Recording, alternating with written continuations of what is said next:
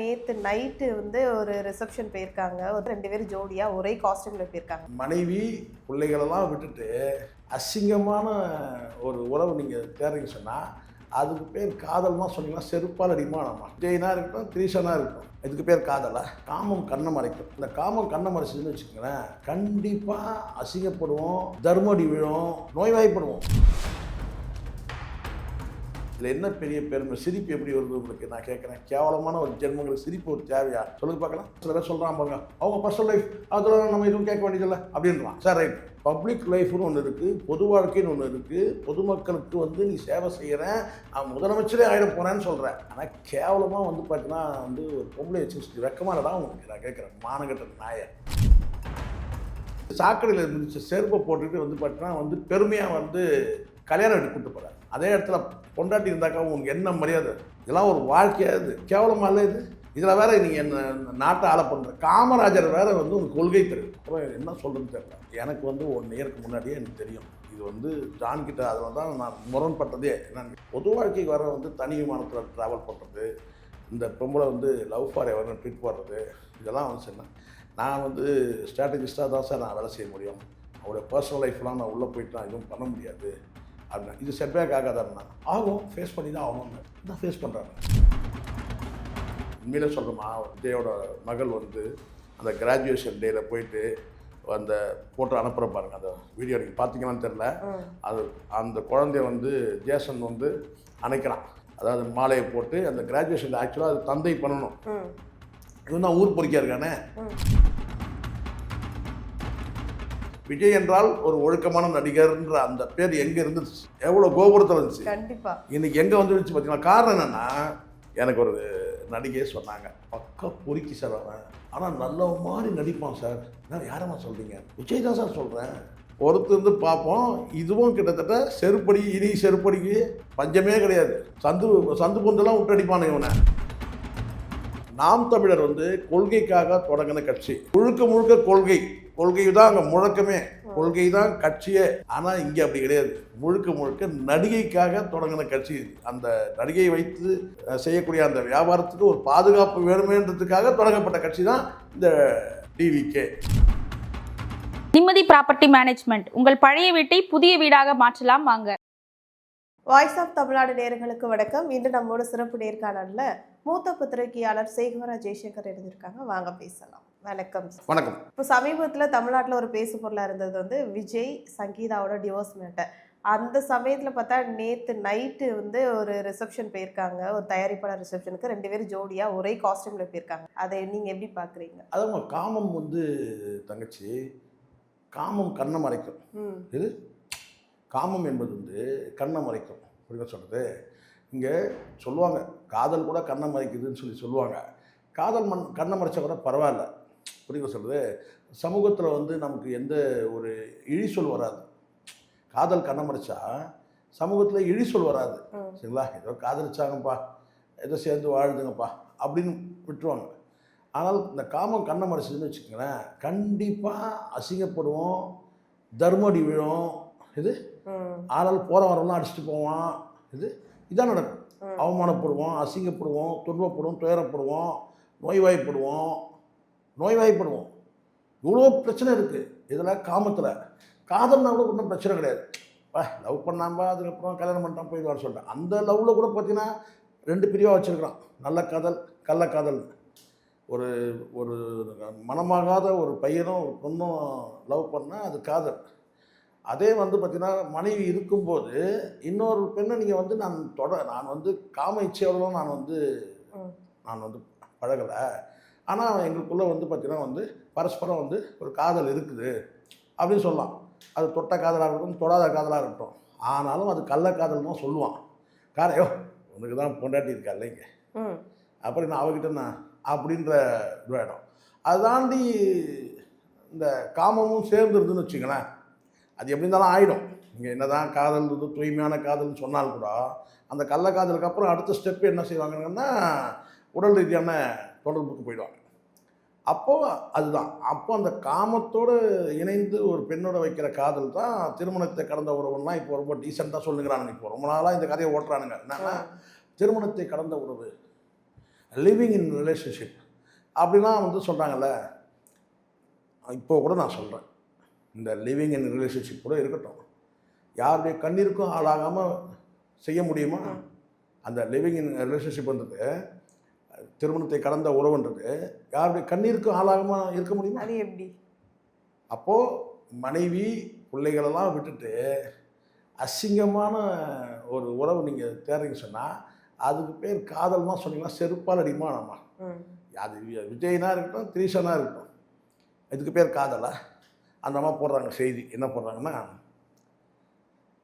உண்மை காதல் வெல்லும், ரகசிய சிநேகிதனே போட்டுட்டு, எப்படி ரகசிய சிநேகிதனே, சிநேகிதத்துக்குள்ள எதுக்கு ரகசியம் இருக்கணும்? ரகசிய சிநேகிதனா என்ன அர்த்தம்? அதுதான். அப்போ ரகசிய சிநேகிதனேன்னு போட்டுட்டு அதுக்கப்புறம் வந்து யாராவது லவ் பண்ணுறவங்க வந்து ரகசியமாக வச்சுப்பாங்களாம்மா? லவ் பண்ணுறது யாராவது ரகசியமாக வச்சுப்பாங்களா?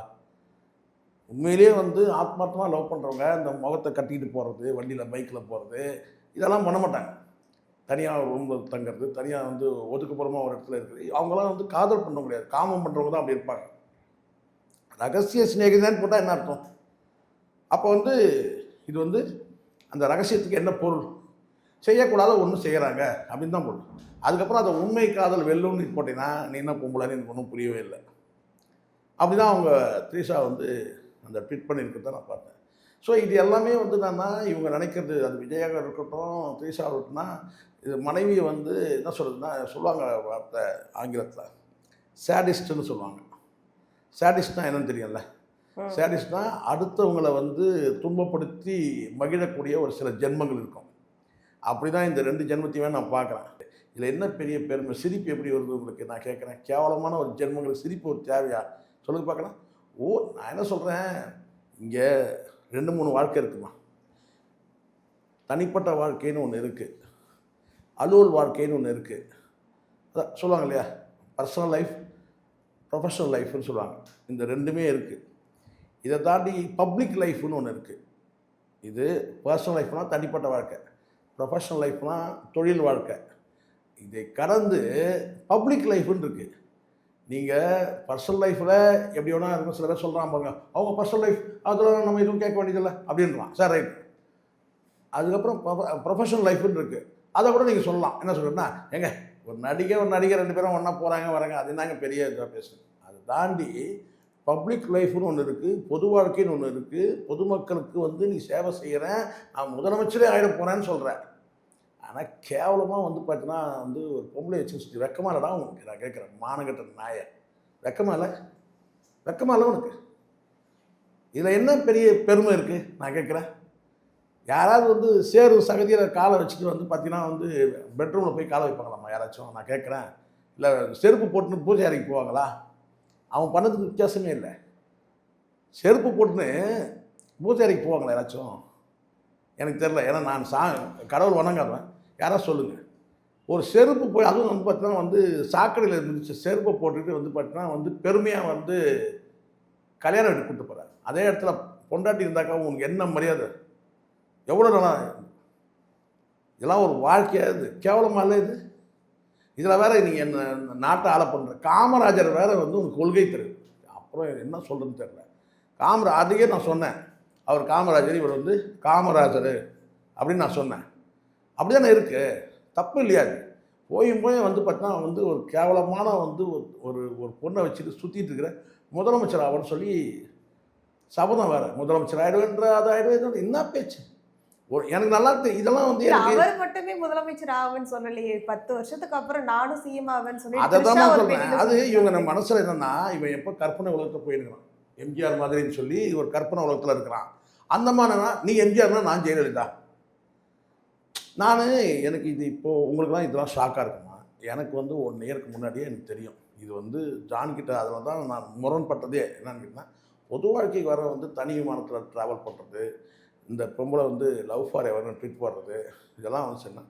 நான் வந்து ஸ்ட்ராட்டஜிஸ்ட்டாக தான் சார் நான் வேலை செய்ய முடியும், அவருடைய பர்சனல் லைஃப்லாம் நான் உள்ளே போயிட்டு நான் எதுவும் பண்ண முடியாது அப்படின்னா. இது செட்பேக் ஆகாதாருன்னா ஆகும், ஃபேஸ் பண்ணி தான் ஆகணும்னு தான் ஃபேஸ் பண்ணுறாங்க.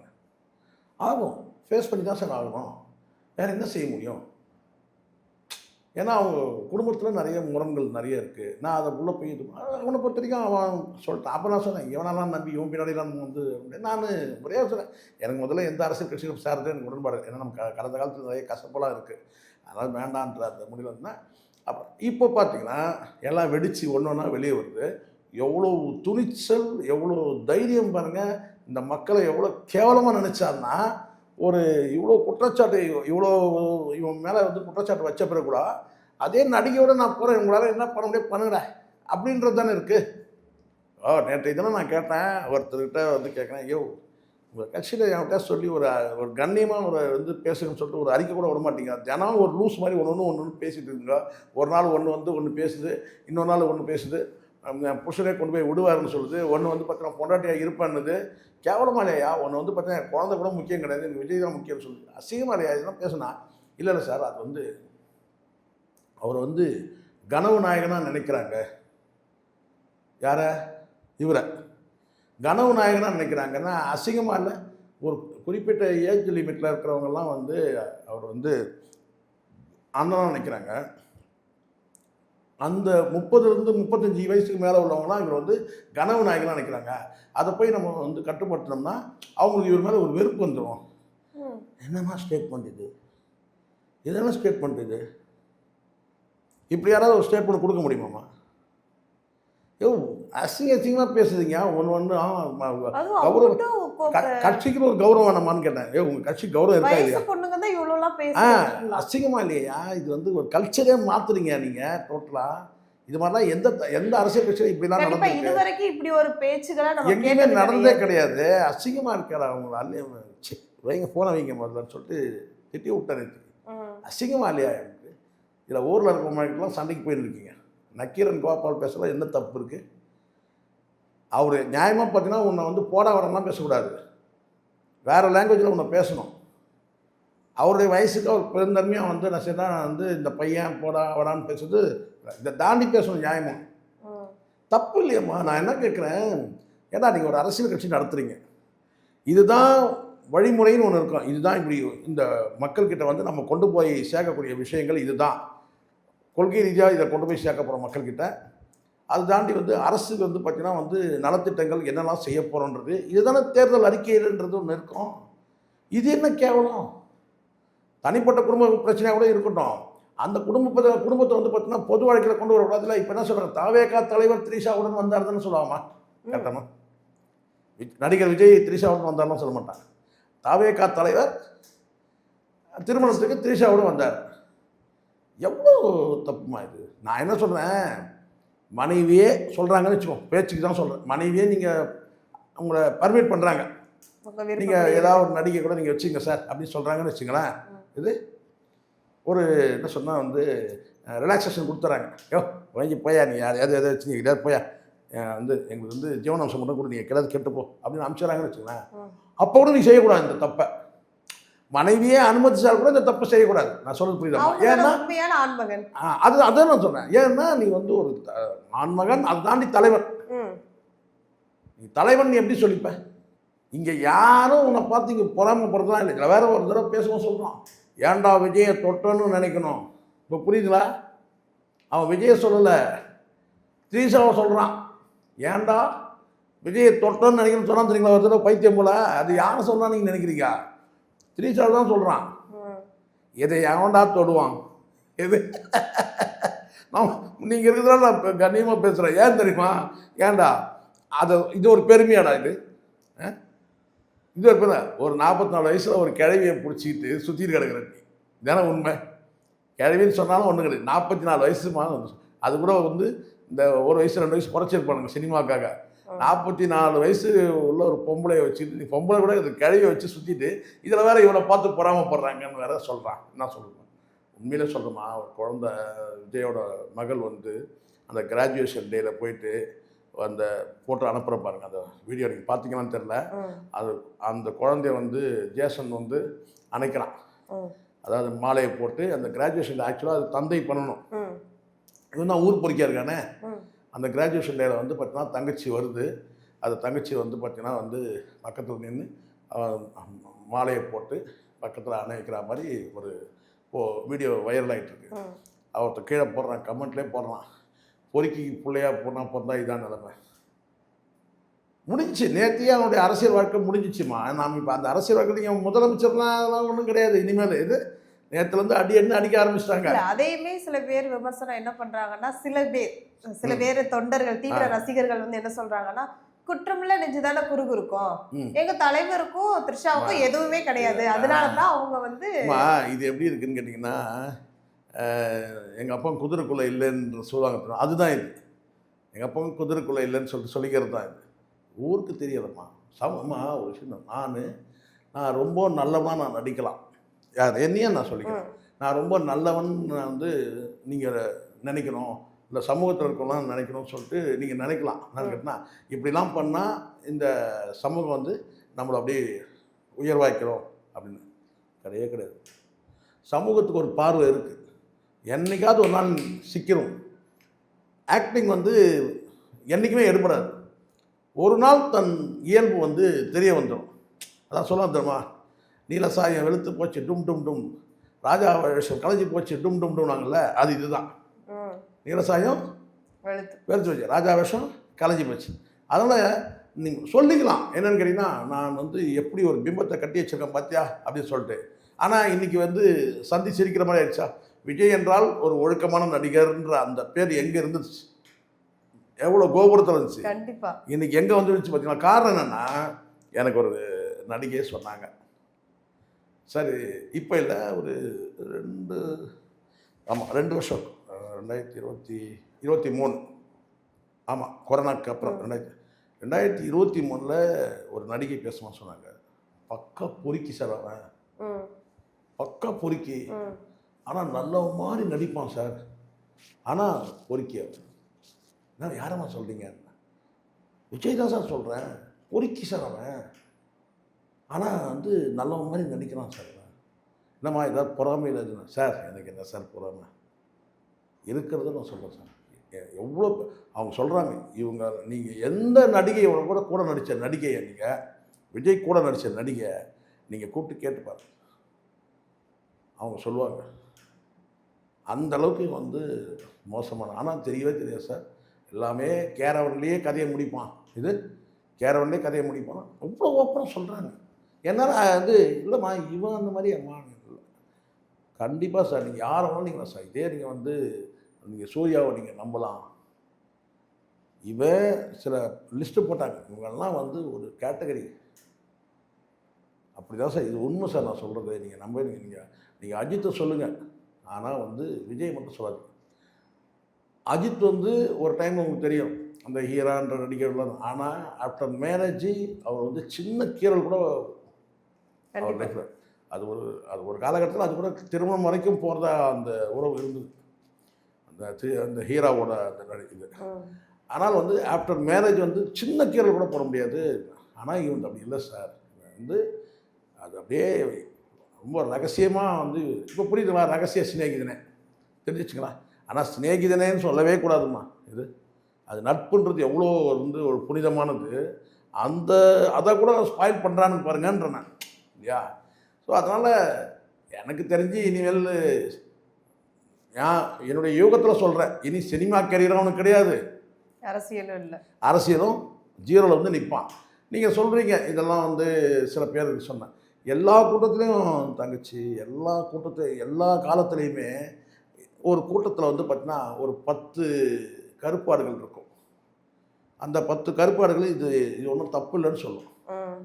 இன்னைக்கு நித்யானந்தா இருக்கான, அவனுக்கே வந்து பக்திகள் இருக்காங்கம்மா, டிவோட்டிஸ் வந்து விமன் டிவோட்டிஸ் இருக்கு. அவன் இத்தனைக்கும் காம இச்சைகளில் வந்து இதை பண்ணா அதை பண்ணான்னு ஏகப்பட்ட புகார் இருக்குது, எல்லாம் இருக்குது. ஆனால் அவனையும் வணங்குறதுக்கு இங்கே டிவோட்டிஸ் இருக்கிறாங்க, அதை புரிஞ்சுங்க நீங்கள். யாரை? நித்யானந்தாவையும் வணங்குறதுக்கு டிவோட்டிஸ் இருக்கிறாங்க இல்லையா. அதனால் வந்து அதை வச்சு ரைட்டு அப்படின்னு சொல்லிட்டு, ஆனால் அவன் இப்போ எங்கே இருக்கிறான்? தலைமறைவாக இருக்கிறான். கரெக்டாக தலைமறைவாக இருக்கிறான். ஆனால் எங்கேயோ இருந்துட்டு போகிறான், எந்த நாட்லையும். ஆமாம், நித்யானந்தா எங்கே இருக்கிறான்? தலைமறை இருக்கிறான். அவனுக்கும் டிவோட்டிஸ் இருக்கிறாங்க. சில பேர் என்ன சொல்கிறான், என்ன தெரியும் நாங்கள் இப்போ கூட வந்து ஜனங்க இவ்வளோ பண்ணி கூட அவர் வந்து ஜனங்களை பற்றி நீ சொல்லாத. என்டி ராமராவ் தேவோடு சொல்லிட்டு செருப்பால் வச்சானுங்க. இது தேவோடு சொல்லிட்டு ஒரு பொம்பளை விவகாரத்தில் கதை எழுத போகிற பொம்பளையை வந்து இவன் எழுத போக இது என்டி நம்ம எழுத போக மருமகன் கட்சியை எழுதிக்கோ இது குடும்பம் கதர்ச்சி. இன்றைக்கி எப்படி வந்து விஜய் குடும்பத்தில் 2 பிள்ளைகள் இருக்காங்க, அங்கே வந்து பார்த்தீங்கன்னா 11 பிள்ளைகள். எங்கே அங்கே வந்து 11 பிள்ளைகளோ என்னமோ யாருக்கு என்டி ராமாராவுக்கு.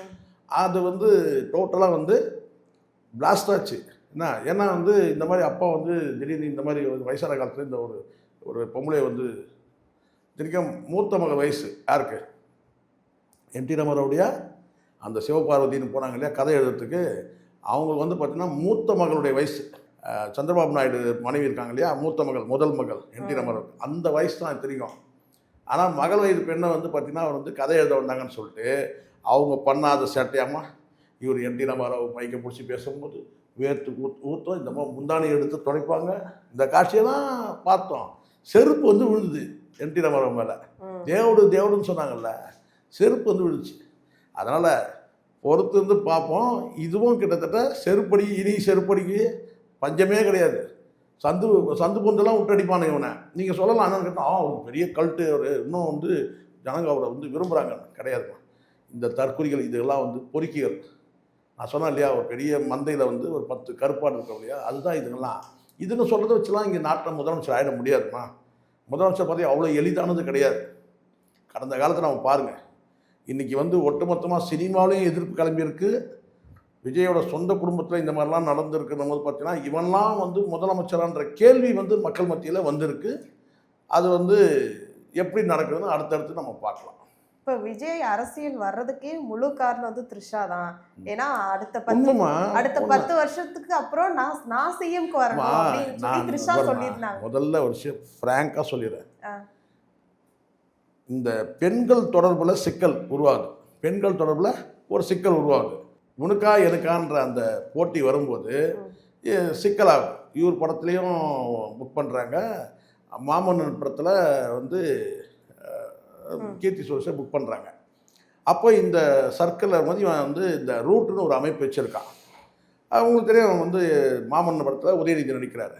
இவன் ரூட்டுன்னு ஒரு அமைப்பு வச்சுருக்கான். கால் ஷீட் இவன் ஃபுல்லாக வச்சுக்கிட்டு இவன் பார்த்து கால் ஷீட் கொடுக்குற மாதிரி ஒரு சிக்கல் வருது.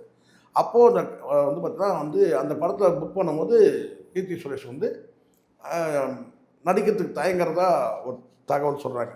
ஆனால் அதுக்கப்புறம் உதயநிதியோட அந்த ப்ரெஷர்னால, ரெட் ஜெயிண்டோட ப்ரெஷர்னால இவங்க வந்து நடிக்கிற ஒரு சூழல் வருது.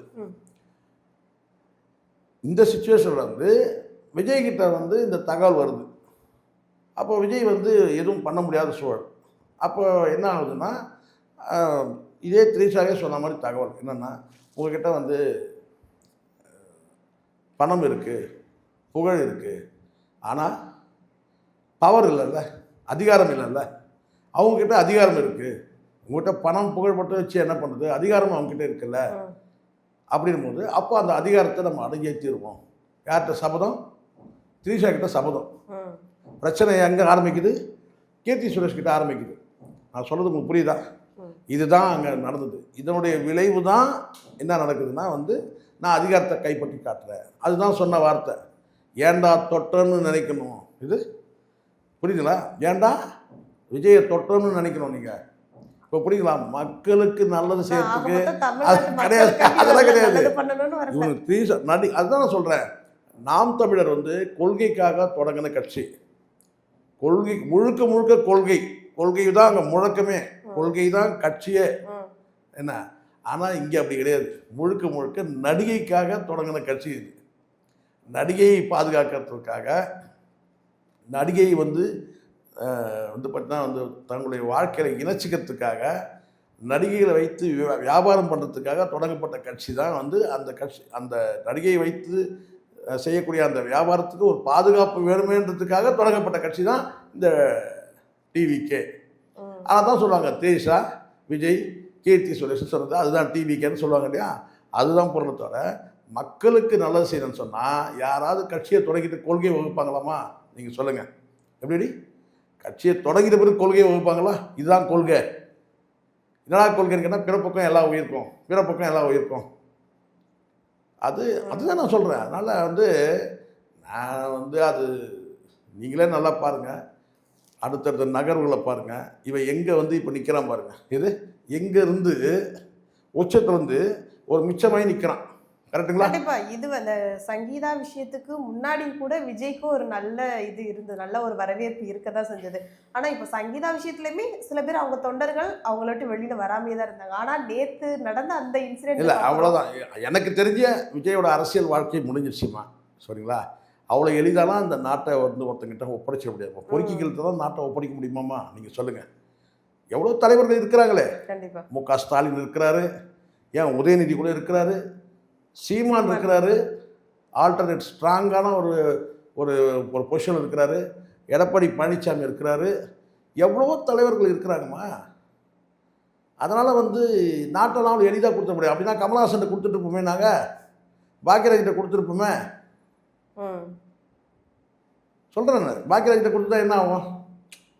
கமலஹாசன்ட்டே நம்ம கொடுத்தோமா? டிவி உடைச்சாரு, என்னென்னமோ பண்ணார். ஆனால் நம்ம கமலஹாசன் கிட்ட சொர்க்கம் மதுவிலேன்னு பாடினவர், அவர்கிட்ட கொண்டு போய் கொடுக்க முடியுமா நாட்டை? சொல்லுங்கள். பாக்கியராஜ்கிட்ட கொடுக்க முடியுமா? ஓரங்கட்டி உசுப்பிரிய ஒதுங்கி நின்று பசப்பரியான்னு ஒரு பாட்டுலாம் பாடினவர், அவர்கிட்ட கொடுக்க முடியுமா? பார்த்து எங்கள் சின்ன ராசா இது ஒரு படம், ஓரங்கட்டி என்ன உசுப்பிரிய ஒதுங்கி நின்று பசப்பரியான்னு பாடினவர், அவர்கிட்ட போய் நம்ம நாட்டை கொடுக்க முடியுமாம்மா? சொல்லுங்கள். அது மாதிரி நடிகர்கள்கிட்ட வந்து நம்ம வந்து கொடுக்க முடியாது. எந்த நடிகனாக இருக்கட்டும், நாட்டை ஆள்வதற்குன்னு தகுதியுள்ளவர்கள் இருக்கிறாங்க. யாருமே இல்லாமல் போனால் கூட இவன்கிட்ட கொடுக்க முடியாது. புதுசாக ஒருத்தர் வருவாங்க. ஆனால் அந்த அளவுக்கு முதலமைச்சர் பதவியெல்லாம் அவ்வளோ சீப்பான ஆயிடுச்சுன்றதுலாம் நம்ம நினைக்க முடியாது. மக்கள் வந்து சரியான ஒரு முடிவு கொடுப்பாங்க. இங்கே எம்ஜிஆரை உதாரணம் காட்டலாம். எம்ஜிஆர் இப்படி இருந்தார், என்டி ராமர். நான் சொல்கிறேன் இவனுக்குண்ணா, எம்ஜிஆருடைய வாழ்க்கையும் பாருங்கள். எம்ஜிஆர் ஒரு காலகட்டத்தில் அவருடைய வாழ்க்கை முடிஞ்சிருச்சு. எம்ஜிஆர் தொடர்ந்து இதே பண்ணியிருந்தாருன்னா அவருக்கும் கூட அந்த காலகட்டத்தில் மாறி இருக்கும். சரிங்களா? என்டி ராமராவுக்கு செருப்படி விழுந்த மாதிரி அவருக்கும் கூட விழுந்திருக்கும், சொல்ல முடியாது. சரிங்களா? அதனால் அவருக்கு விழுந்ததோ இல்லையோ, ஜெயலலிதா வந்து பார்த்தீங்கன்னா எம்ஜிஆர் பக்கத்தில் உட்காந்துருந்தாங்கல்ல, அந்த வண்டியில் செருப்பு விழுந்துச்சு. அது நீங்கள் நினச்சிடாதீங்க, சில பேருக்கு புரியல. நேற்று பேசும்போது ஒருத்தர் பிரமிப்பா, எப்படி சார் இப்படிலாம் சொல்கிறீங்க? உண்மை தானே. என்டி ராமராவுக்கு செருப்பு விழுந்தது, அதே செருப்பு எம்ஜிஆர் மேலேயும் விழுந்தது. என்னென்னா ஜெயலலிதாவை நோக்கி வீசுறது. அந்த அந்த வண்டியே புனிதமான வண்டி தானே, ஒரு பூத உடலை கொண்டு போகிற வண்டிமா. அது எம்ஜிஆருடைய உடலை கொண்டு போகிற வண்டியில் தான் இந்த அம்மா உட்காடுறாங்க. யார்? ஜெயலலிதா உட்காடுறாங்க. அப்போ தான் செருப்பு வீசப்படுது. அதுவே அசிங்கம் தானே, அவமானம் தானே. எதுக்காக செருப்பு வீசுகிறாங்க? இப்போ புரியுதுண்ணா? இல்லீகல் ரிலேஷன்ஷிப் தான் அது. எவனா எம்ஜிஆர் இருக்கட்டும், என்டி ராமராவுக்கு யாரவனா இருக்கும், தப்பு யார் தப்பு தப்பு தான். அதனால் காலம் பற்றி சொல்லலாம், அவ்வளோதான் நான் சொல்லுவேன். இப்போ இதே கலைஞர் இருந்தாருன்னா எவ்வளோ மரியாதையாக போச்சு. அண்ணா இருந்தார், எவ்வளோ மரியாதையாக போச்சு. காமராஜர் எவ்வளோ மரியாதையாக போச்சு. எம்ஜிஆர்லையும் சர்ச்சையை உருவாச்சு. இந்த அம்மா மேலே செருப்பு வீசினாங்க, அந்த வண்டியில் வந்து அந்த மிலிட்ரி வண்டியில் ஏறும்போது அது விழுந்துச்சு. என்டி ராமராவும் செருப்பு விழுந்துச்சு. இன்னும் பல தலைவர்கள் சொல்ல முடியும், அசிங்கப்பட்டு தான் செத்தாங்க. அதனால் வந்து இல்லீகல் ரிலேஷன்ஷிப், அசிங்கமான உறவு தான்மா. நம்ம சொல்லிக்கலாம், ஒவ்வொருத்தரும் வந்து நியாயம் கற்பிக்கலாம். ஆனால் அசிங்கமான உறவு தான், அதை மறுக்க முடியாதுல்ல. இப்போ நீங்கள் சொல்லலாம், இது வந்து பார்த்தீங்கன்னா எனக்கு அசிங்கம் இல்லைங்க, இது என்னுடைய இது என் லைஃப் ஸ்டைல் அப்படின்னு கூட நீங்கள் சொல்லலாம். ஆனால் பொதுமக்களுக்குன்னு ஒரு பார்வை இருக்குல்ல. பொதுமக்களை யாரும் வந்து காப்பாற்றலாம் வரமாட்டான். இது உங்களுக்கு கஷ்டம் நீங்கள் சொன்னால் கூட உங்கள் நியாயத்தை கற்பிச்சா கூட பார்த்தீங்கன்னா அப்படியாப்பா, அப்போ அதுக்கேற்ற மாதிரி ஜட்ஜ்மெண்ட்லாம் கொடுக்க மாட்டான். பொதுமக்கள் பார்வையில் ஒரு முத்திரை குத்துவான். ஐயோ இவன் பொறிக்கையா, இவன் பொம்பளை நேரத்தில் பேச ஆரம்பிச்சானே, ஐயோ பொறிக்கை வாழ்க்கையா இது இவன் வாழறது அப்படின்னு சொல்ல ஆரம்பிச்சானே. இதே சங்கீதா பக்கத்தில் தான் பொறிக்கை வாழ்க்கைன்னு சொல்லணுமா? தங்களின் பல்வேறு கருத்துக்களை பகிர்ந்தமைக்கு நன்றி. நன்றி.